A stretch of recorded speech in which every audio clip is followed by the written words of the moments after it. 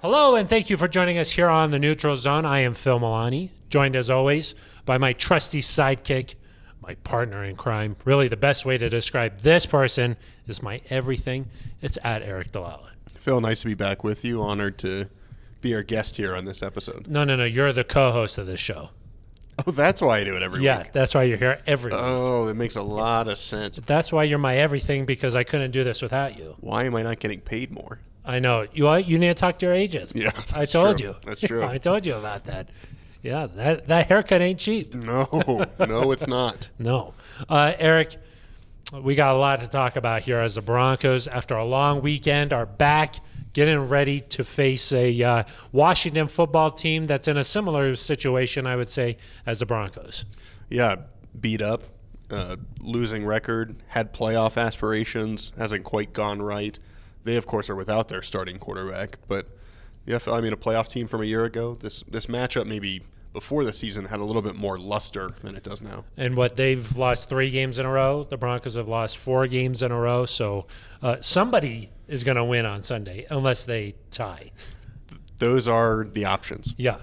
So either way, a losing streak is going to come to an end, because a tie is not a loss. The losing so streak the losing will come streak to an is end. going to come to an end 100%. Yeah. I feel confident about that. I think that's true. Yeah. Well, on this episode of the Neutral Zone, we'll talk about whether or not this Broncos team has enough fight to snap this losing streak. Wow. What do you think about that? It's an interesting, spicy almost. It's spicy. Yeah. It's spicy. So we'll talk about that. One of the positives is that Jerry Jeudy, back out of practice, all signs pointing toward him playing on Sunday against Washington. We'll talk about what he adds to this Broncos offense. A lot. A lot. He's the number one option on the offensive side of the ball. Yes. So that should significantly help this Broncos offense, which really has struggled in first halves this season. And in some games, they've been able to turn it on. Other games, not so much. Yeah, and we'll kind of get into some of the numbers, but Jerry Jeudy should make a difference there, I think. Yeah, a big difference. And then, hey, Eric, we're technically at the halfway point of the entire season, if you count the preseason. Oh, so you count smart. the preseason, 10 games in, Yeah. 10 games left to go here. So If you count the preseason but not the postseason. well, maybe we're not at the halfway point then. Yeah.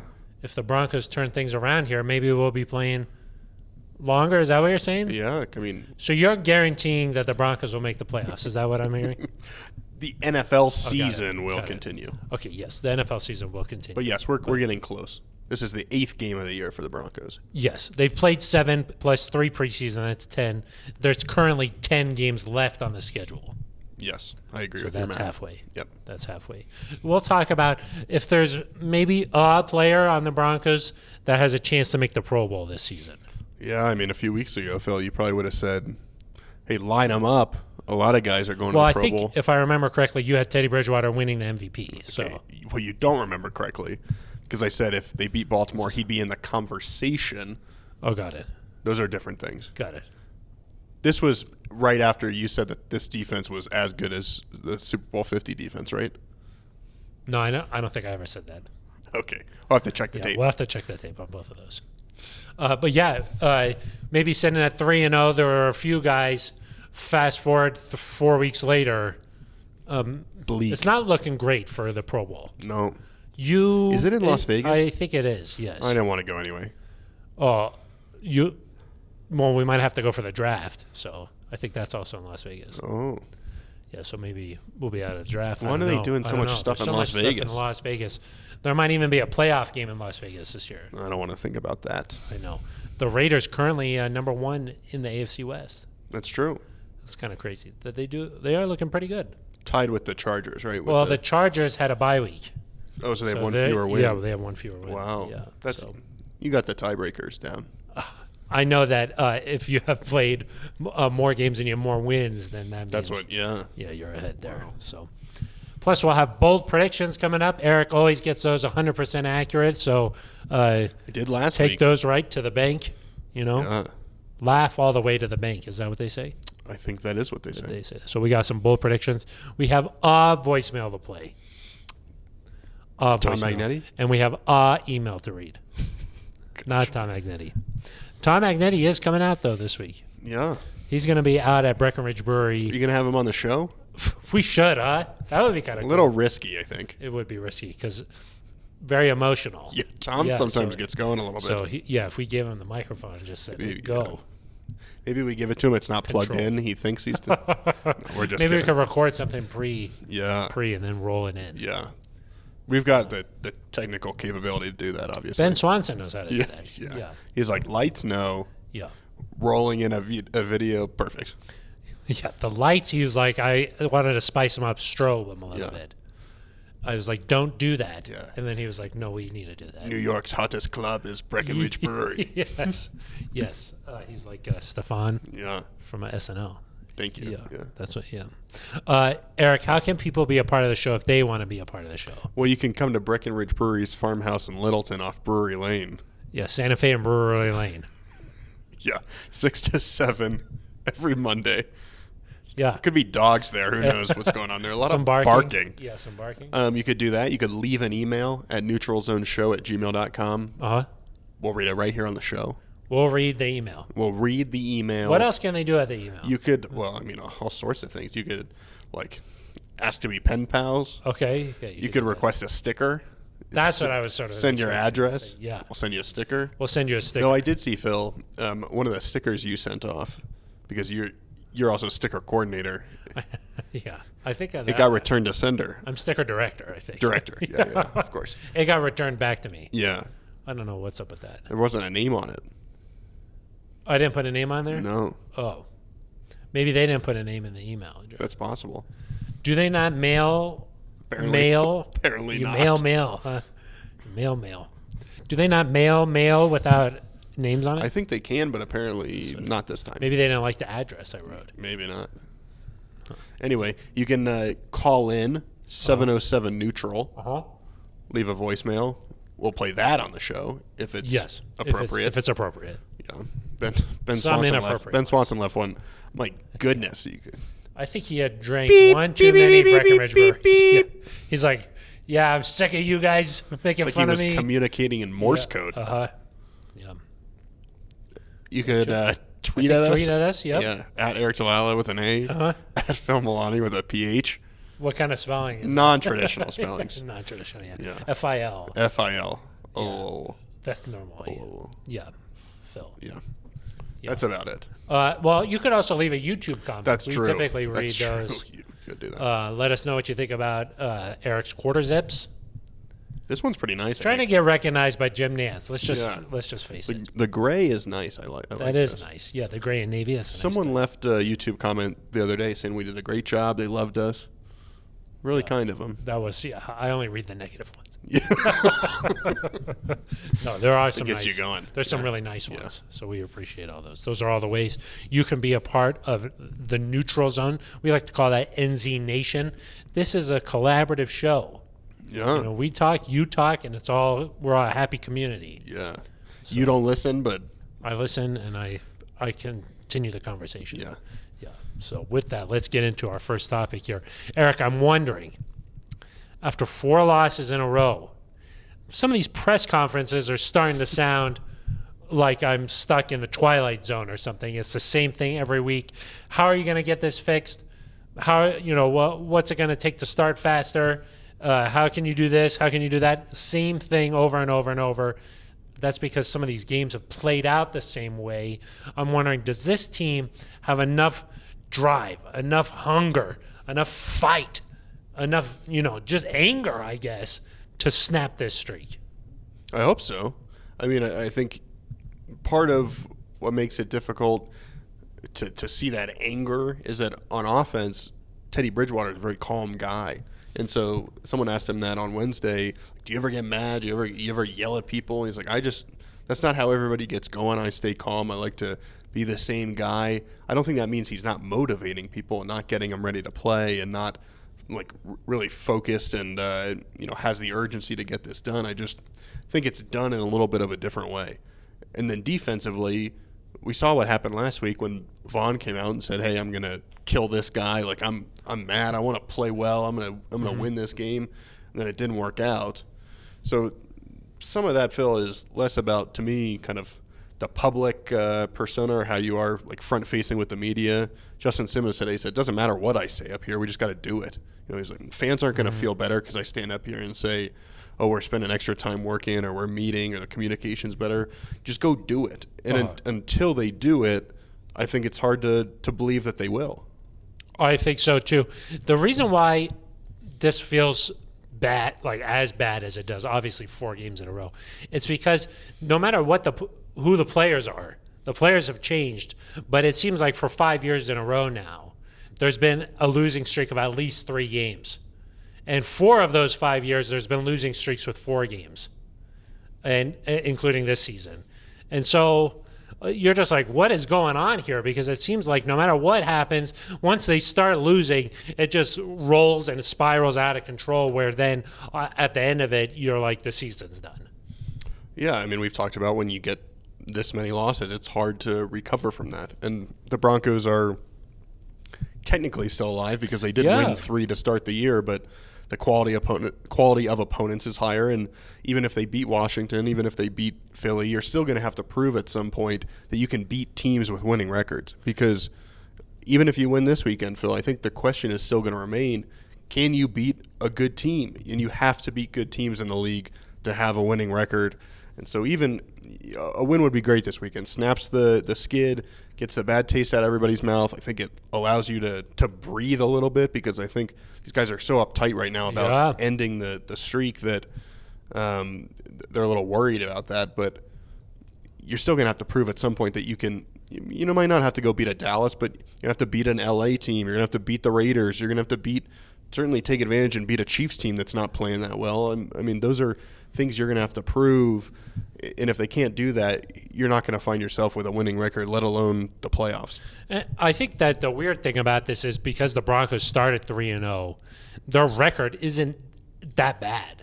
And if they win 2 out of 3 here, which is possible, I mean, it's more than possible. I mean, they should be favored in 2 of the 3 games before the bye here. They'll be at 500 at the bye. And you don't make wholesale changes if you're at 500 in the NFL. Right. You know what I mean? And I think that if the Broncos are able to snap this thing and get it back on the right side, it's very possible they'll be playing meaningful games on the other side of the bye. So as badly as people want, we want this, we want that, we want this, I mean, as hard as it is to swallow, it's like the situation isn't as bad as it is, but I think as bad as it feels. But I think the problem is that it's been a lot of years in a row now that these things have spiraled out of control. And there's just a feeling that, like, here we go again. Yeah, and I think one of the issues is that you don't have a lot of guys on this team anymore that have won. Yeah. And so you've got, obviously, because of where the Broncos have picked the last few years, high in the draft, you're getting guys like Jerry Jeudy, Pat Surtain, who have won in college and knows what it's like to have success at that level. But think about this team. There's very few guys that have won consistently. I mean, Vaughn's won a Super Bowl. Brandon McManus has won a Super Bowl. Ronald Darby has won a Super Bowl.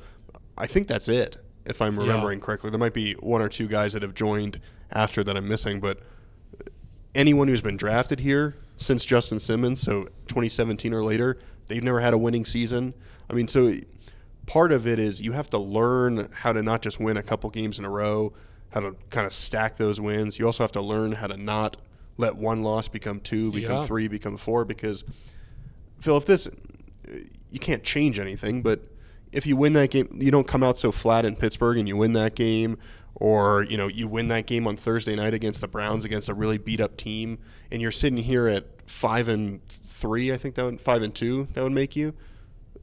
The mentality is completely different, and you're like, we lost some games, but we didn't let those stack, and instead you're in a position now where, as Teddy Bridgewater put it, it's not time to panic, but we're close to that time.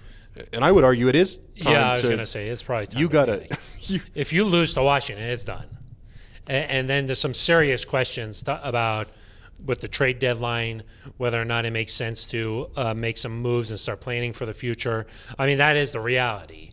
I think that it's fair to say that. But if you win, you're at 400. It's hard to win in the NFL. 500. You're at 500. 4-4. That's That's how my brain works. yeah. Yeah, it doesn't work properly sometimes. I was going to say, it's hard to win in the NFL. So if you're at 500, that means you're doing pretty good. Well, and when you get to that point, like say you win this weekend, then it's like you're a crazy game in Dallas away from all of a sudden being right back on roll. Track. Yeah, exactly. And so, I mean, I'm not saying they're going to go to Dallas and win. That's a tough game, but Dak Prescott's battling an injury right now. It's like if you win this week, you still are in a place where the season's in front of you. Yeah, say you go 5-5. Say after the bye, maybe you split with the Chargers and Chiefs. You get you could still be around 500 and in this going into December, and who knows what happens. I mean, we've seen a couple years ago, I think, a Dolphins team that I think started 0-3, won like 8 or 9 consecutive games to make the playoffs. It's possible. A lot of things are going to have to happen. Mainly, the offense is going to need some production, and the defense has to figure out the run game. But I do think you're right that a lot of this is just how much pride do these guys have? How much of a willingness do they have to just say, hey, we're done with this. We're going to stop this streak, and not just say, oh, the season's over. Because everyone outside the building, Phil, has said it's over, fire everybody, move on to 2022. That is the feel around town. Like if I go somewhere and I pick up my dry cleaning, they tell me somebody what doesn't is pick happening. up your dry cleaning for you. I know, my agent. Yeah, well, you need a different guy. If I go and I visit my dad, what's going on? What are they doing? And it's like, this is just how it is. But I think the feel around town is so negative because it's just been many years in a row. Yeah, 5 years without the playoffs, but not just that. Well, this will be the 6th. This will be the 6th if they don't. Yeah, but 5 years for sure without. And then, but 4 of those 5 years, they've had these long losing streaks. And the 1 year they didn't was last year. They started 0-3. Started 0-3, 0-4 to end the year. I think they lost 3 games to end the year. I don't think so. Is it 4 in a row? I think so. I think they lost to the Bills, Raiders, Chargers. I think there was another one tucked in there. Okay. Could be wrong, but I think so. Okay, I'll have to double check. But yeah, I mean, I think the sense in here is that, hey, we can still, you saw George Payton make a couple depth moves. One of them, Kenny Young, who reasonably seems a little bit upset that he was traded, but said he's looking forward to his opportunity here. I mean, he's going to be a starter here, I would think, sooner or later. Yes. But inside the building, they're still like, this is not a lost season. What's it going to take, though, to get that over that hump? I mean, just besides, like, hey, getting off to a faster start, this or that. Because I do think that is what Vaughn was trying to do last week when he talked to the media. I think he was trying to motivate in a way. I think he was trying to suggest that this is not acceptable. What do you think it's going to take? Because if you just keep doing the same thing over and over and expect a different result, that's the definition of insanity. That's good. You should trademark that. Somebody told me that. I mean, it's a players' league. We hear that, right? And across the league, your best players have to make big-time plays. They have to be big-time players make big-time plays. Like the reason the Raiders are so good is because Derek Carr is playing really well. Yeah. And so it doesn't matter what they're doing schematically. It doesn't matter that they don't have their head coach anymore. It doesn't matter that they've had injuries. Derek Carr is playing really well. Teddy Bridgewater has to get back to playing how he was. Yep. Your best players on offense, Jerry Jeudy coming back, is going to be a big deal, and we'll talk about that in a second. Pat Surtain, I think, who I believe is already one of the 5 best probably players on the Broncos roster. Offense or defense? Yeah. Wow. I think you can make the argument that Jerry Jeudy and Pat Surtain are already the 2 best players on the team. The 2 best. On the team. I think you can make that argument. But Justin Simmons, who was the top paid safety in the league briefly, you need him to get some interceptions, make some game-changing plays. You need Vaughn when he's healthy, and Bradley Chubb when he comes back, which hopefully is after the bye for that Chargers game. We'll see. You need those guys to make the game-changing plays, and then you see what happens. Because what tends to happen is when your best players make those plays, you tend to win games. Yep. That's what I agree with you there, Eric, is that people talk about a fast start or this or that. I do think it ultimately comes down to these guys who you're depending on the most. They've just got to get it done. I mean, it's pretty simple like that. Von Miller, he's got the injury. We'll see what happens there. He's day to day, that doesn't sound good to me. Day to day, this far after the injury, after a whole weekend off, day to day, still missing practices, especially after he said that he felt like he could have come back in. I'm like, well, if you think you could have played in the second half and then it's almost a week later and you can't practice, maybe that's, I mean, all we know is that it's day to day, and that if the game was, if we had to list an actual status today, Vic Fangio said he'd be questionable. Yeah. But ultimately, you can't have him go all this stretch of games. I think it's 4 games now with just half a sack. Yeah. You can't have that. You can't have Teddy throwing those interceptions like that. These things just need to kind of just come together, and they're capable of doing that. They just need to go out there and do it. I mean, you look around the league at some of these other successful teams.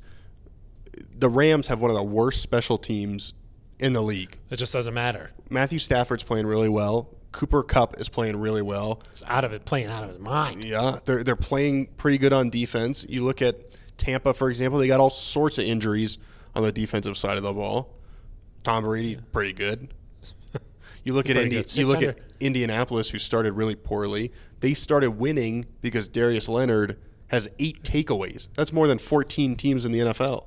Yeah. You look around the league. Trayvon Diggs. Yeah, Trayvon Diggs in Dallas playing incredible. You look around the league, Justin Herbert is the reason that the Chargers have been playing so well.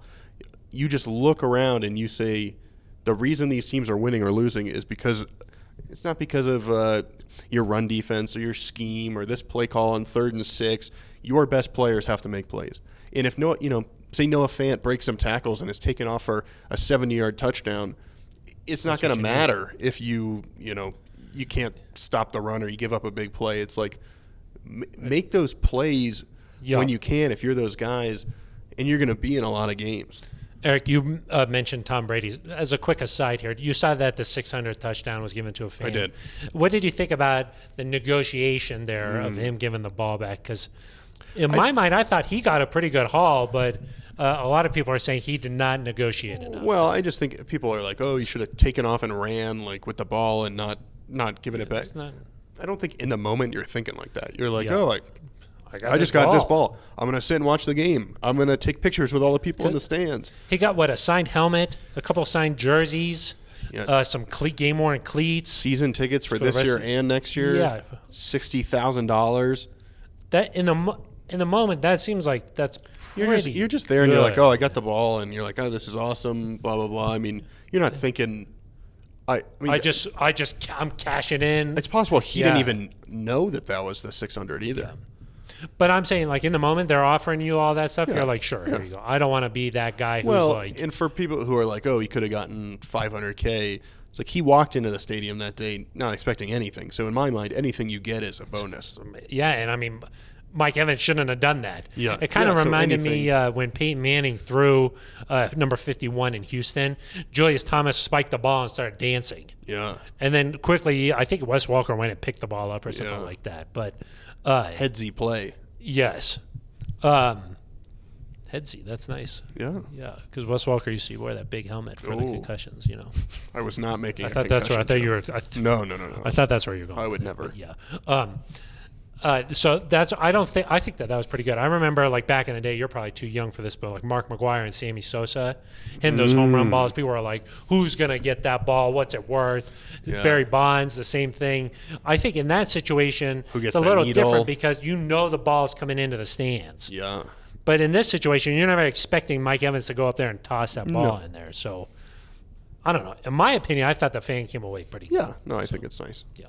Anyway, back to the Broncos here. Yeah. I do think that if they start playing, these big-time players start making these big-time plays, the other stuff, it'll kind of smooth itself out. I mean, I think what people are forgetting is that even with all the injuries they've had, this is still a talented football team. Yes. It's just not necessarily playing to its talent right now, which I think is part of what's frustrating for people, is that if Jerry Jeudy and Cortland Sutton play to their potential, if Noah Fant plays to his potential, if Justin Simmons and Pat Surtain and Ronald Darby play to their potential, if Draymond Jones plays to his, I mean, you can go through a lot of guys. If they all play to their potential, there's no reason you can't beat teams like Kansas City or LA at home or give Dallas a run for its money on the road. I mean, this is a team that we talked about before the year is built to be in these games. That's how talented they are. Yeah. And so who knows if it's as easy as a flip of a switch, but if these guys start playing better, and I do think Jeudy's going to have a big impact offensively, things could turn around. Yeah. And you know what's crazy is every week I look at the stats. And on the defensive side of the ball, if you look at like some of the not individual, but like the team stats, but broken down into different categories, they're in the top 10 in a lot of those categories. Like points per game, rushing yards per game, total yards per game. A lot of these, they're like top 10. And it's just like, what? How is that possible? Like if you just watch the games, you wouldn't think that. But well, some of that's still, I think, a little bit skewed from the first 3 weeks. Yeah, the shutout definitely. Over the last 4 weeks, I think they've given up like 25 points a game. Not good. Yeah. So, but I look at the whole season. Yeah. Yeah. That's what I like to do. But yeah, I think the bottom line is if Teddy Bridgewater goes out there and starts throwing bombs to Cortland Sutton and they're connecting, nothing else really matters. Yep. If Von Miller gets healthy and he's able to go out there and have a bunch of sacks, some of these other problems don't matter. If Justin Simmons turns the ball over or Pat Surtain takes the ball away, none of this other stuff matters. So Correct.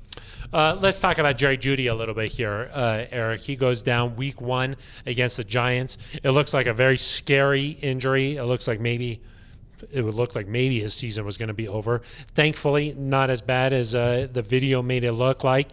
And now, as the Broncos head into their 8th game of the season, he'll be back. Yeah, and they missed him a lot. I mean, I thought when he went out that they were going to miss him, and we talked about that there are things he does that you can't replace. But at that time, they still had KJ Hamler, who did not get hurt until that game against the Jets. And when KJ was still healthy, I think they could have survived it because you had the speed, you had the quickness off the line. But when Jerry went out and then you have no KJ, there were just things you could not replace on offense, mainly the separation that you need to get some of these completions, mainly so that you can't key in on Cortland Sutton and Tim Patrick. But I think third down is where it's hurt them the most. Before Jeudy got injured, they were 6 of 10 on third down. A very small sample size, admittedly, but some of those were third and longs. I think there was like a 3rd and 9, a 3rd and 11. Jerry Jeudy, I think, had 4 first downs in that game. After that, so that's 60%, Phil, 6 of 10. 6 of 10, I got that. After that, small sample size, though. After that, the rest of the season, including that New York game after Jeudy went out, they were 1 of 5 after Jeudy went out in that game. They're about 22% on third down. And I think the reason there's such a difference is not just because of better opponents, because they were not good on third down against the Jags or the Jets, really. Mm-hmm. It's because when you need a first down and it's 3rd and 3, 3rd and 4, you got to make a quick play. Judy's ability to get off the line, separate, get open is really big. And there was a play, I think, against the Ravens when they had Kendall Hinton in the slot kind of run a route that Jeudy would run. He couldn't get open. I think it was on that last drive before Teddy got knocked out. So with Jeudy back, I think you're going to be able to convert some of those, keep these drives going. He has that catch and run ability. I think he's going to open things up. I agree. I mean, when you are in third down or like a must make situation, must convert, the quarterback tends to revert back to what's comfortable, who's a guy that you trust.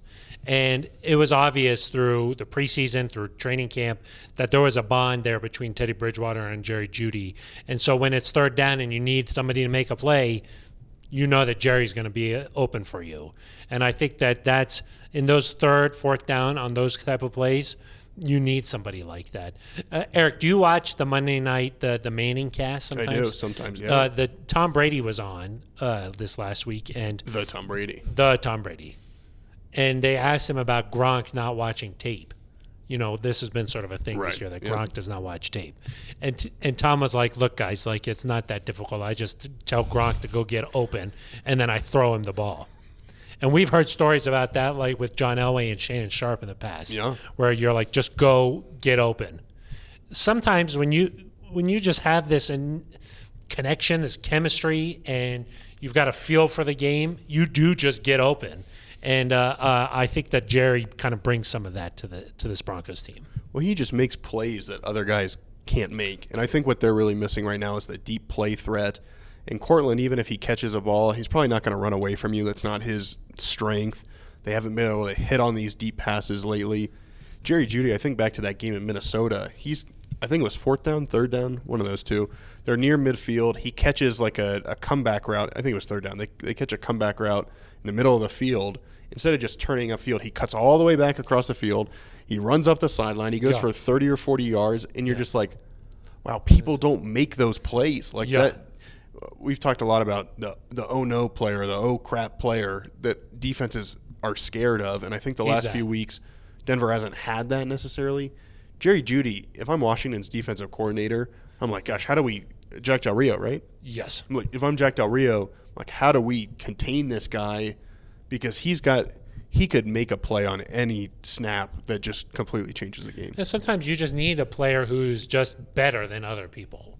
You talk about all the fundamentals and stuff. When it comes down to it, you just need a couple of guys who are different playmakers. Yeah, and there's some guys you can replace, and there are some guys – you can't. You can't. And Jerry, like, I don't want to take anything away from Cortland because he's a really good player. But like last year, Tim Patrick was sort of able to fill the Cortland Sutton gap because they're just similar type players. They're big body guys. They're jump ball guys.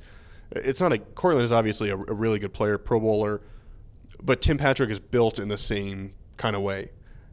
There's not many guys in the league that are like Jerry Jeudy in terms of what he can do with, change of direction, finding separation. I mean, he just does. He's like a unicorn. Really? Like there's just and these Alabama guys are all really good, but Jerry has the potential. I can't remember who said it at this point, but someone said in training camp. I think Charles Robinson from Yahoo said Jerry could be a top 3 receiver in the entire league. Yeah. And week 1, 6 catches, 60-something yards. He was the leading wide receiver for the Broncos week 1. Yeah, and in one half and one series. Yeah. He was well on pace for a 100-yard game. I don't think there was any doubt in my mind that he was going to go over 1,000 yards on this season. You think he still can, Eric? I saw the wheels turn in there. It might be difficult, but if he went crazy, he could. Yeah, what, they have There's 10 games left. If you go into like a 90, something like that, 80. Yeah, well, you need to average just under 100 per game. What did he have the first week? 60-something. Oh, then yes. He would have to go 90. Yeah, you need 94 a game, essentially. Yeah.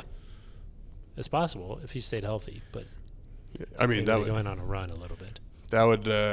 That's probably what it would take for him to make the Pro Bowl. Yes, it would. Yes, it would. Eric, that was a nice transition. I saw how you did that. Because now that we're 10 games, we're 3 preseason games and 7 games into the season, Eric. That's where we're at right now. This Broncos team, you're talking about trying to make some travel plans to Las Vegas. You want to go see the Pro Bowl. That is, of course, if the Broncos aren't in the Super Bowl. Right. But still if you wanted mathematically possible. If you wanted to just go hang out in Las Vegas for a little bit, cover the Pro Bowl a little bit, will there be any Broncos players there? Well, Jerry Jeudy was the guy I thought was kind of the most likely. Oh, really? Yeah. Because I thought maybe Justin Simmons. Yeah, no, just maybe a Bradley Chubb coming into the season. That's true. Those are both. That's fair. Oh, do you remember Bradley crying last year when he made it? Yeah, emotional. It was an emotional moment. I think it's just going to be too hard for Jerry to make up ground. It's going to be too hard for Bradley to make up ground when he comes back. A couple of guys that stand out to me as possibilities. I will say right now, I don't think if the season ended today that anybody would make it. If it ended today, I don't think so either. No. But I think if Justin Simmons could get to like 3 or 4 interceptions. He's got the name recognition now. Yeah, the Pro Bowl, it takes a little bit of time. And so when these guys vote, if you're like, these guys see like, oh, Justin Simmons has 4 picks, like, sure. Because they know Justin Simmons. Yeah, exactly. If you see Von Miller he's got what, 4.5 sacks right now? I think so, yeah. If he could get to 8 or 9, 10, he'd probably He needs to get to 10, I think. He'd probably, Bradley Chubb got there with 7.5 last year. Yeah, that was amazing. Yeah, something. Last year was a little different. A little different. Little weird season. He's an option. Maybe here's a little bit outside the box. A little bit of a dark horse. Okay. If Pat Surtain were to get like 2 more interceptions, didn't you just say you need a little name recognition? Pat, he's got the name recognition. He's got it. Okay. I think even though he's a rookie, I think he's already got it because he's from Alabama, because he was the defensive player of the year, because of his dad, because there was so much talk about like, oh, they took Pat Surtain over. Like, I think a lot of, maybe not every casual football fan, but I think a lot of people know who Pat Surtain is. Maybe Do you think he'd rather make the Pro Bowl or be Defensive Rookie of the Year? Defensive Rookie of the Year is definitely. Because there's only one of them. Yeah. But not many rookies make the Pro Bowl. He's going to have to, no, certainly not. Philip Lindsay to the Pro Bowl. Probably it's easier to make the Pro Bowl because there's more spots. Yes, but it's harder harder for take rookies. like 4 or 5 corners, I would think. Yeah. Well, I'd have to look more about the defensive player of the year. He needs more takeaways. There's a couple of guys who are. But even like Pro Football Focus puts out these things every now and then that are like X number of plays, no drops or no completions. They put out one for Surtain that said no completions of over 20 yards, which to me was confusing because he gave up the 37-yarder to Sterling Shepard. But they're in zone coverage on that. Yeah, right? So you don't really. I don't consider that him giving up a play. He just missed a tackle. Okay. Yeah. There's a little different. That's a little different. He said afterward that it was his guy. Okay. Anyway, my point is that those He'll things learn to not say those things. those things normally get like 15 to 20 retweets, and they're like, it's like, oh, a cute little post. This one got like several hundred about Pat because of name Surtain. recognition. And I was like, oh, maybe Pat Surtain's like a bigger deal than I thought. Yeah. Alabama guys, Yeah. they're a big deal. So, yeah, look out for that. If like over the second half of the season, if Pat Surtain, what happened? I think the lights went out. Oh. Excuse me. One second. We'll go to bars. Boop. That Ben Swanson, I don't know what he's doing. Gosh, he's crazy. Guy. He's trying to strobe the lights in the air. But if Pat Surtain can get a couple more interceptions, maybe a pick 6 or something like that, like we saw in the preseason, could be enough that he's at least in the conversation. An alternate maybe or something like that. Most likely a player from defense, I think, at this point is probably most likely. Maybe even a Bryce Callahan. It's got to be somebody who already has the name recognition because I don't think the stats are going to be there that they're not going to arrive this year. Right. Like a Draymond Jones, for example, is not going to be probably not going to get there. Yeah. What do you think about Draymond Jones? I thought everybody thought that this year he's going to have this big breakout. He was going to have all these sacks. It hasn't quite materialized. No, I mean teams are running the ball a lot. They're throwing it quick. He has had some like really good pass rush moves where he's just destroyed people. I think a couple weeks ago, maybe against the Raiders, he just like shoved over a guard.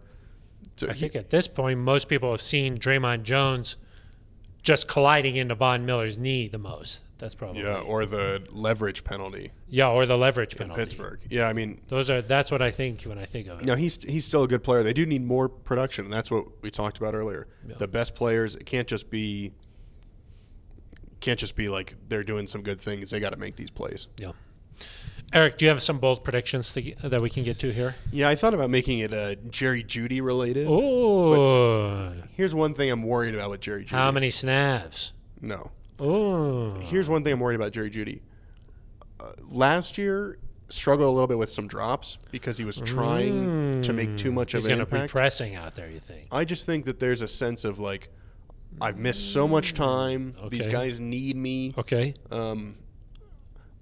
I just hope that he played so well week 1, all during training camp in the preseason. He didn't have these drops, didn't have any issues with that. He put it behind him. I hope that does not resurface. That's all I'll say. Okay. Because like the Titans game. So your bold prediction is that you're hoping it doesn't resurface. No. My bold prediction, I think Alberto will score a touchdown. Oh, so completely nothing to do with Jerry Jeudy. Well, because I thought about like Jerry Jeudy will have 100 yards. Got it. But then I'm like, just a little nervous about that. Alberto will score a touchdown. Okay. In his return to action. I like that. Man, I really like Alberto. I hope he stays healthy. Yeah. He needs to be out there. That guy's big and he's fast. Big and fast, and he scored that touchdown. That was week 1, right? Yeah. Yeah. So maybe that Jerry's back. He's like, I can go back to scoring touchdowns. Well, I mean, it's just interesting because the Giants were more talented than the Browns. Yeah. And yet the Broncos just smacked them around. The backup Browns that's who the Broncos faced. Yeah. Eric, can I do like a general offensive side of one? Sure. Yeah. I'm going to say the offense scores at least 30 points.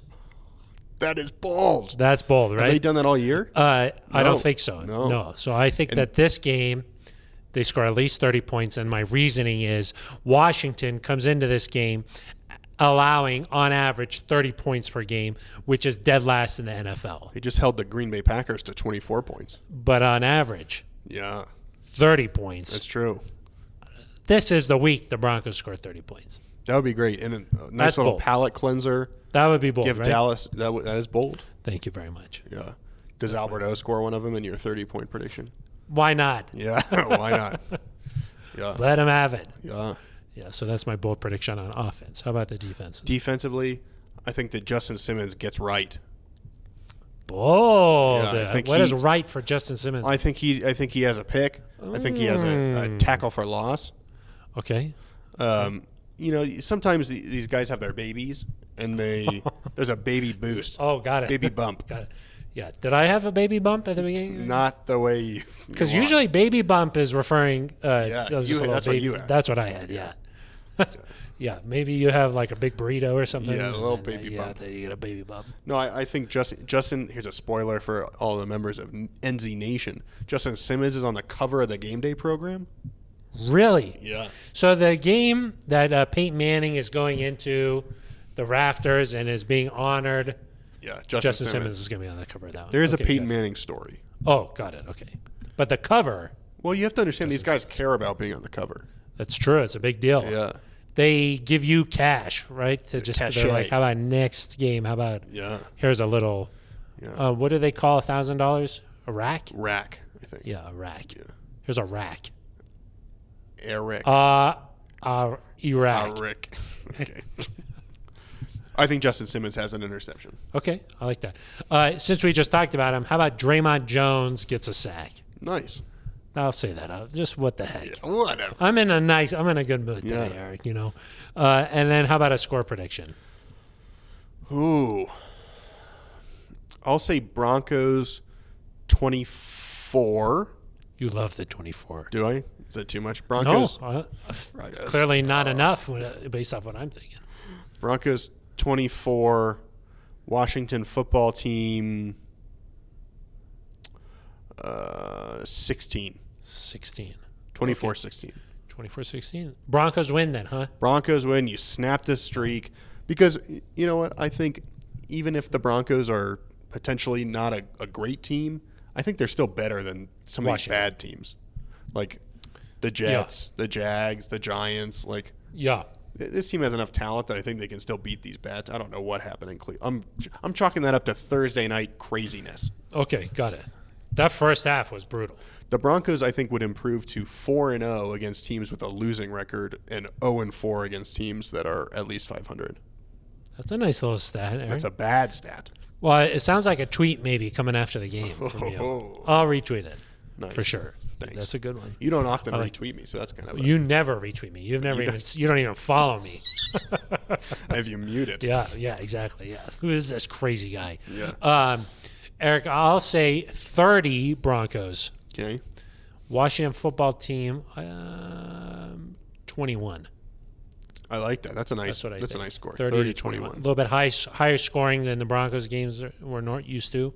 Now, you might be thinking at home, these guys are a bunch of homers. Okay, they just always pick the Broncos to win. Wait until next week. No, I'm just kidding. We'll see how this week plays out, and then we'll Dallas. We might skip bowl predictions next week. Yeah. No, let's just see how this one goes. I say 30-21. Okay. Okay, that's the bold predictions. Eric, should we get to our favorite part of the show here? I'm slacking. Gosh, let me get my emails going here as we get. See, I was so focused on what you are saying, Eric. Hey, I prefer that. Okay, here we go. This one is from Kenneth Brown. Okay. Okay, what can the Broncos do, if anything, to stop the defensive bleeding? Not only are we not nearly as good against the pass as was projected this preseason, but now we're terribly porous against the run. As Vic Fangio said, it's demoralizing to give up so many rush yards, parentheses, thinking of the Cleveland game, especially when we knew they were going to run the ball as if it was totally helpless out there. That's your friend. That's Kenneth in Maryland. Thanks for. I think we sent you some stickers. Oh, I'm pretty sure that's Kenneth Brown. nice. Yeah, so. Got to return to sender maybe.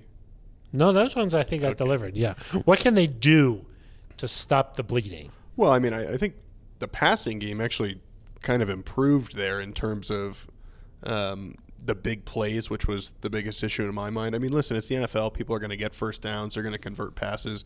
They're going to move the ball down the field at times. You can't give up big plays, and you got to be better on early downs so you get them in 3rd and long. The Broncos spent all of Tuesday just working on 1st and 2nd down on both offense and defense, which hopefully pays some dividends. I'd like to think it will. Just some specialized attention there. And then you hope that adding a guy like Kenny Young is what you need in the middle of the defense to bolster that run support. And listen, Mike Purcell, it sounds like, is not going to play. Phil, we like to keep it honest here on the Neutral Zone. Mike Purcell has been a tremendous run stopper. From what I saw, and my untrained eye, It might be more trained than you. He maybe wasn't playing as great as I was seen. accustomed to. So I think maybe with Deshaun Williams in there, hopefully they can keep things up. Maybe McTelvin Agim gets his first crack at things this year and is able to make he's some played plays. this year, McTelvin Agim. Yeah, But more first playing. big chance. Big chance. Yeah. And we'll see. But I think that those are the two things. 1st and 2nd down, that they spend some time on that. The passing game has improved, and then you hope some of the personnel changes maybe help. Eric, do you know who the Broncos' leading tackler is this season? Who has the most tackles for the Broncos? It's probably not a linebacker because those guys are both hurt. I would guess it's either Justin Simmons or Kareem Jackson. I'll say Kareem Jackson, correct. Yeah, you don't want your safety. You don't want your safety to be the leading tackler on your team. Now, obviously, injuries have. But you don't want that. But you don't want that. No. And Eric, when I do the Broncos post-game show with Todd Davis, I asked him about this. I was like, "What the heck is going on here?" He said, "Look, the defensive line kind of clears things out so that there's a gap where the linebacker comes in." Yeah. Is supposed to make that tackle.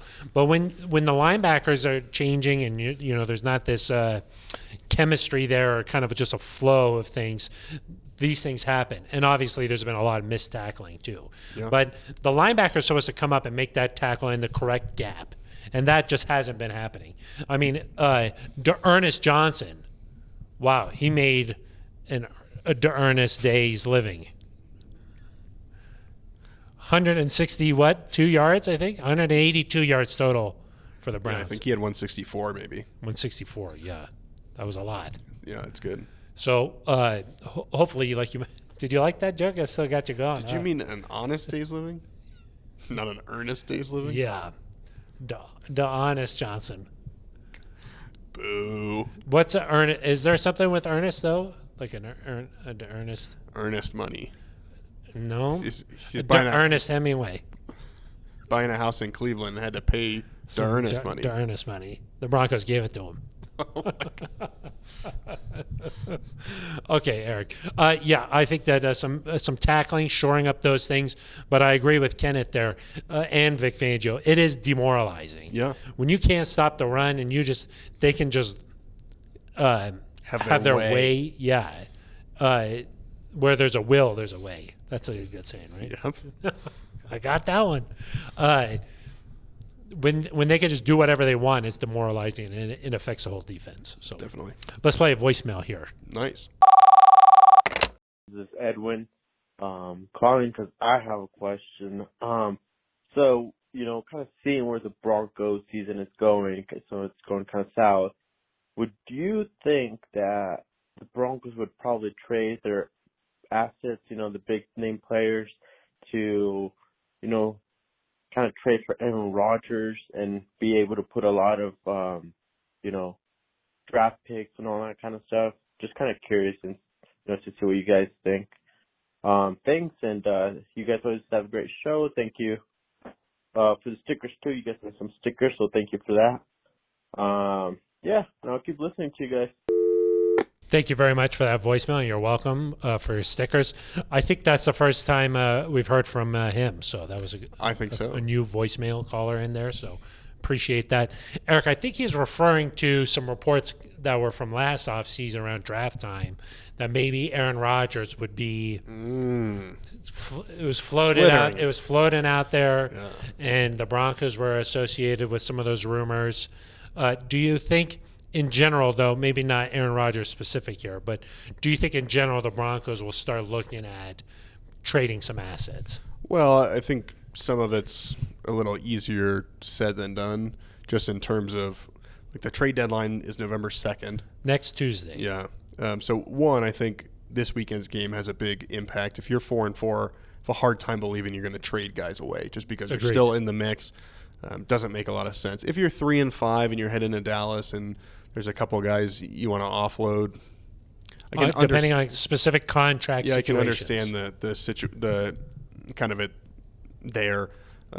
Kyle Fuller maybe is like the most likely guy in my mind, just because Denver could hold on to the salary, trade him to a contender that needs another corner. He's not really playing here right now, which Vic Fangio said he's not happy about that, but he understands and is not. Said that they had a conversation on Tuesday, and he's not causing problems. But obviously, guys want to play.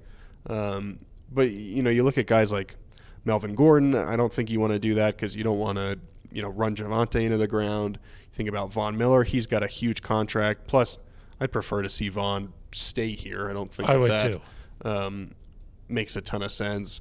I mean, there's a couple other guys that are on expiring deals, whether it's Tim Patrick, Bryce Callahan, Cortland Sutton. All three of those guys, in my mind, Phil, are guys that you probably want to keep around. Yep. I mean, Bryce Callahan, to me, has played well enough that he could figure into your future plans. So I wouldn't expect the Broncos to be just offloading players in droves, but maybe Fuller is one guy that could make sense. Yeah, just because he is a veteran in the league.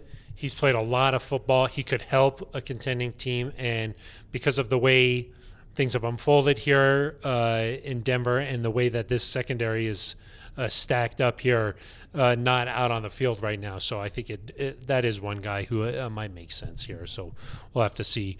Eric, what about in general?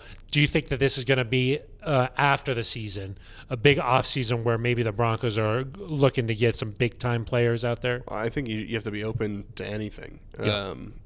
And this could be an offseason of change, Phil, at every level of the organization. We'll have to see what happens. I mean, one way or another, there's going to be a controlling owner. Yep. Whether that's Brittany Bolin or somebody else. So that's one thing to watch. Depending on how the season goes out, who knows if it's the same coaching staff, a different coaching staff. I think George Payton is pretty solidified where he is, but that could mean a lot for this roster. Mm-hmm. You've got some old players on expiring contracts. You've got some young guys on expiring contracts that like a Cortland Sutton, that you got to figure out what to do with. The quarterback position, I think George has said many times, we're always looking to get better at every position. So I think they're going to evaluate it. Some of it, I think, is a little bit outside of their control, right? Because some of these people mention Aaron Rodgers, Russell Wilson, whoever it may be. That would have to be a trade. A trade, but also that's partially up to them, right? Like maybe they reconcile in Green Bay, yeah. And it's no longer something where that's a guy who's available. So we'll have to kind of wait and see. One thing that's a little, I don't know if concerning is the right word, but this draft class at quarterback is a little thin. So I don't know if there's going to be quite the push there was this year to land somebody that way. But yeah, we'll have to see. I mean, Phil, anytime a team falls short of the playoffs, and the Broncos certainly need to turn things around to get to the playoffs, anytime you fall short, everything's open to evaluation. I agree. And, Eric, there was so much talk about at the time when the Broncos drafted, why didn't they take Justin Fields? And I think that we've seen some of that come out, with Pat Surtain playing very well. And I think we've learned it's really hard for rookie quarterbacks in the NFL. Yeah. And certainly the way things were going the first three games, you felt like you're pretty good about Teddy, at least for this season. So, I think the jury's still out on that pick. Oh, probably for going sure. to take like a few more years, before you can. For sure. I mean, right now, Mac Jones looks like really good. Yeah. I think last month he had a completion percentage of like 72%. Yeah.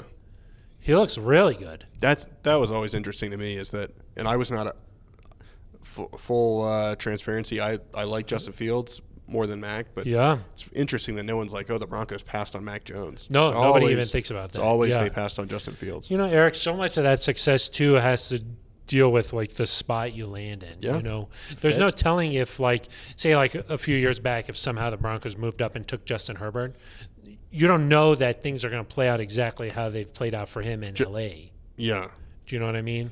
Yeah. Or like if they'd taken Josh Allen is probably a that too. Yeah. Well, obviously he was available. Yeah. But the same with him.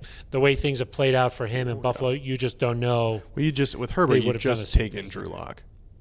Yeah, but I'm just saying in general, if they would have somehow taken Justin Herbert because they really liked him or something, or they didn't end up taking Drew, you just don't know how he would progress here versus how he's progressed there. Yes. Similarly, Mac Jones has really seems like he's landed in a good situation there in New England where he's developing well. Yeah. So you just don't know how things are going to play out. Obviously, Chicago's don't had know a rough anything. go. I don't know anything. You know some things. No. Yeah. But Justin Herbert, I heard, said that he feels like he's ready for a breakout game. Somebody followed up and said, well, why do you think that? And he said, I just feel it. I don't like that. So- Good thing they're not playing us this week. I know. Who I are they know. playing? I don't know who they're playing, but Okay. he's feeling like he's going to have a breakout game. Yeah, he's feeling dangerous. That's Baker Mayfield. Baker Mayfield feels like his shoulder hurts. Yes. That injury looked bad. Yeah. Do you think he's Now gonna be J.J. able to Watt's play? hurt. It's a tough game. You know, when not to just bring this up all the time, but on the Broncos post-game show with Todd Davis, he was saying when you're in the game, you don't realize how many players get hurt in the game. Yeah. Like you're so focused on the down and distance and the situation and what's going on. Probably like 6 to 8 guys every game that suffer some injury of some magnitude. But when he's watching on TV, he's like, man, all these guys keep getting hurt. He's like, I never realized that while I was playing. Interesting. Probably a little bit of like selective awareness.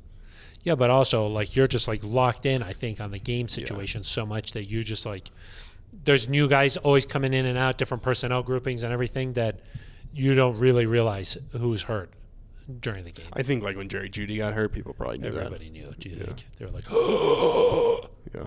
That's kind of like what I was doing on Tuesday night when Jokic, when he got hit in the knee. He had a knee contusion, Eric. But it looked. My heart skipped a couple of beats. Let's just say that. Okay, Eric. Before we say goodbye here, any shout outs? Liz Manis, Gerald's. parenthesis, Gerald's. Yeah. What do you? Great community work. Yeah, and really big supporter of NZ Nation. Yes. We appreciate that. Yeah, thank you. And also was out at Breckenridge Brewery's Yeah. farmhouse, and that is where we'll be next Monday, 6 to 7. 6:10 to 7. 6 to 7. No. 6 right on the dot to 7 o'clock Got it. p.m. Mountain Time, Eric. Yes. If you live in the Denver metro area, make sure you head out to Breckenridge Brewery's Drury Lane. farmhouse, Drury Lane. farm home, off of Santa Fe and Brewery Lane. Berlin. That's in Littleton. Yep. Eric. Come out, have a couple beers, hang out. I mean, have some food. Yeah. I think we'll probably be inside this week. Yes. So we'll be We've in been, a little booth. no more strobing lights. Booth. Yeah, no more strobing lights. We'll be inside. Come by, say hello. Tom Magnetti's going to be there. Yeah, might have him it's on the gonna be show. good. We'll see. Yeah, maybe. We're going to discuss We'll that have on to our see. next podcast We'll have to talk meeting. to our attorneys to see if we can do that. But yeah, we'll break down whatever happens here between the Broncos and WFT. That's right. Did I say that right? Yeah, right? you nailed it. Because if you mess that up, No, it's bad. not. Yeah, you could say FWT. That'd be really bad. But WFT is okay, right? Yeah. That's okay. Okay, yeah. So, TFW. oh, that's kind of like one of those games where you guys scramble it around and then come Yeah. up with the words. Anagram, I think. Yeah, I play that on my phone a lot. Just gets a brain. That's going why. a little bit. Yeah. Like, that's why are you so that's what's quiet going over on. there? Yeah, I'm not working. No. I'm playing games Yeah. on my phone. Yeah. I know. WFT. Boggle. Yeah, Boggle. Yeah. That's the old one where you shake it Yeah. up. Yeah, an actual game that you played with your hands. Yeah. Crazy. Okay, until Monday, that is going to do it for us. For Eric Dalal, I'm Phil Milani. You've been listening to The The Neutral Neutral Zone.